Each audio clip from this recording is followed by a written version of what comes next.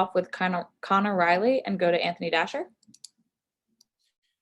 Hey, Kendall, with all the sort of injuries that you guys have on offense right now, how confident are you guys in this running game to sort of play to a level of caliber where you can beat a team like Clemson? I feel like with the type of school that we go to, it's a school that has a lot of talent. So everybody, we work for moments. Everybody works to get their chance. And we're super excited for the season, playing what we have. And everybody's just excited with the talent that we have on the field, just excited to attack the opportunity. Hey, Kendall, good to see you. What's the conversation like in the running back room when it comes to producing more explosive plays in the run game? I know Coach Monk was speaking about that the other day. He said that's definitely something you guys are really focused on trying to do. Every day in practice, just the little things in practice, just trying to get down the vision, getting the run reads and everything like that.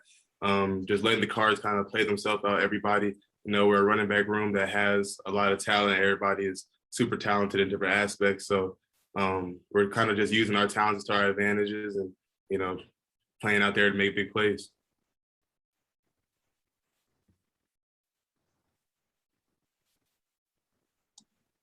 Next, we'll go to Mark Weiser and then Steve Hummer. Kendall, I don't know how much of a film guy you are before, you guys really dive in heavy into Clemson, but, it's curious what your impressions are, what you're going to be facing, particularly up front when they're front seven. They're definitely a great defensive team.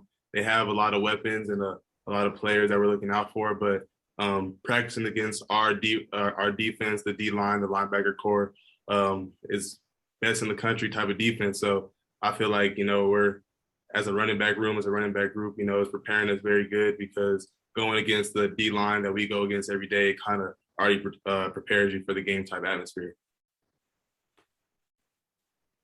Yeah, Kendall, Georgia being Georgia, there's a certain reputation for running backs there. When you look around the room now, what specifically do you see in this group that leads you to believe that that you're all going to keep up with that tradition? To be honest, it's just crazy that we have this many talented backs on one roster. You look around the room and everybody has that big time running back type of potential. And like I said before, everybody has different tools and different ways that they can contribute to the game. So it's just about, once everybody gets the opportunity, just got to strike. And I feel like this running back group, it's something special. And, just having everybody in one group is something that you don't see a lot. Thanks. Okay, we'll go to Chip Towers and then Palmer Tones. Yeah, you probably, Kendall, have the best perspective on this of anybody. There's been a lot of talk about all the shuffling around and everything that's had to go on the offensive line. What have you seen from that group? And in particular, I'm pretty fascinated with Cedric, who's having to jump in there at center and take a lot of reps with Warren's situation. How are they looking up front? Our O-line, they're great. One thing Coach Smart has been saying ever since I got here is just keep that next man up mentality. You never know when it's going to be your time on the field. You never know once your number is going to get called. Just be ready to, live up to the opportunity. And I feel like our O-line, they've done way more than that. They've shown every day the type of season we're going to have just by their performance in practice. And I'm excited just seeing the way they're performing, the way they're working hard every day, the way they're being so technical about the little things. It just makes me as a running back excited to, work for them. Kendall, I know we talked to you in the spring, but in terms of, between then and the summer, where have you tried to improve your game the most from year one to year two? I would just say, just getting down to the little things in the run reads, just seeing the little things in the hole. And Coach McGee, he's been more than helpful with that in practice in the film room. He's done a lot to be able to help me in the little areas to improve my game. And, I'm very thankful for that. We'll go to Mike Griffith and then Davis Baker. Yeah, Kendall, what did you get out of last Saturday's scrimmage? It just showed me how talented of a team we have, how many weapons we have. Just seeing everybody on the field is kind of between the offense and the defense side of the ball.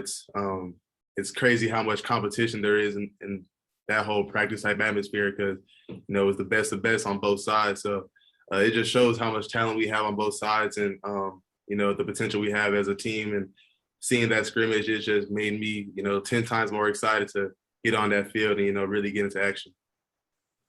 Hey, Kendall, my question's similar to Palmer's, but I was just wondering, do you think that there's a part of your game that's overlooked a little bit? And if so, how have you worked on that during this period? I try not to be a person that kind of, you know, looks at it that type of way.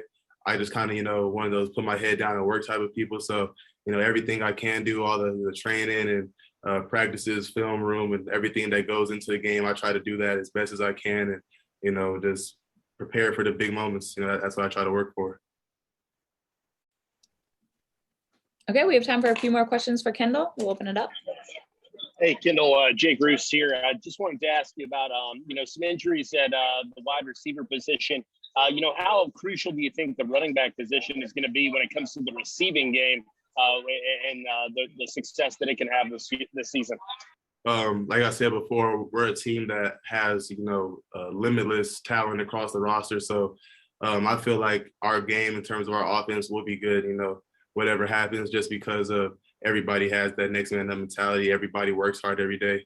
Everybody goes out there and practice and makes big plays. So I feel like I don't feel like one side will have to do more than the other. I feel like that whole next man up type of thing, I feel like that'll play itself out. Hey, Kendall, I don't know if we asked you about this back in the spring, but why the number change this year?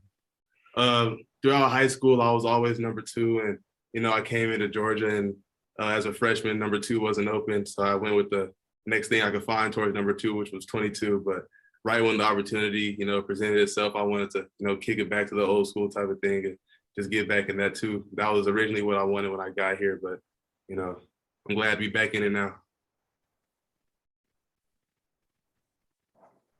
Kendall, what's been your impressions of Brock Bowers as the season gets closer? He's a freak. Just seeing him when he first got here, he's probably about like 6'3", 6'3.5", just like fully built. And he's one of those dudes that just, you know, he can really do it all. He has crazy explosion.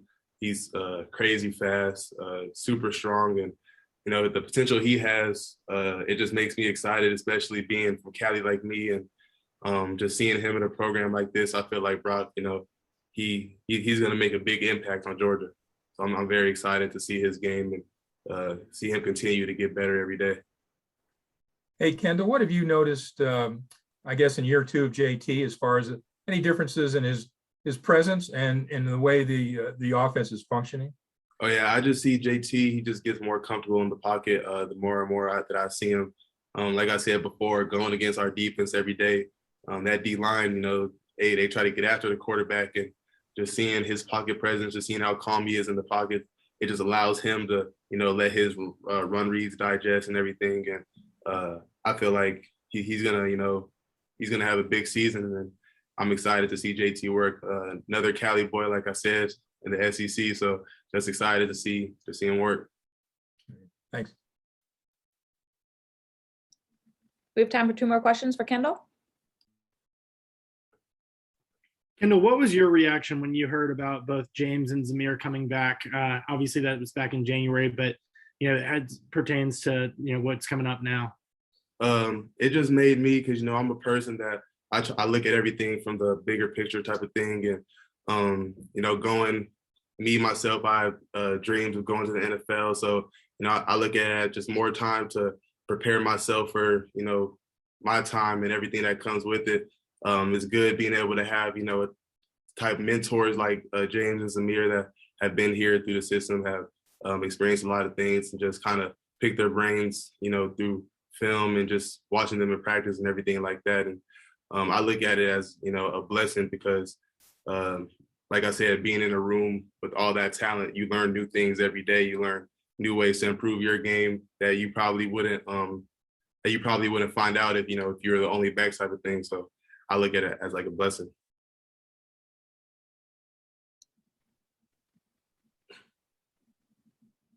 Last question. All right. Thank you, Kendall.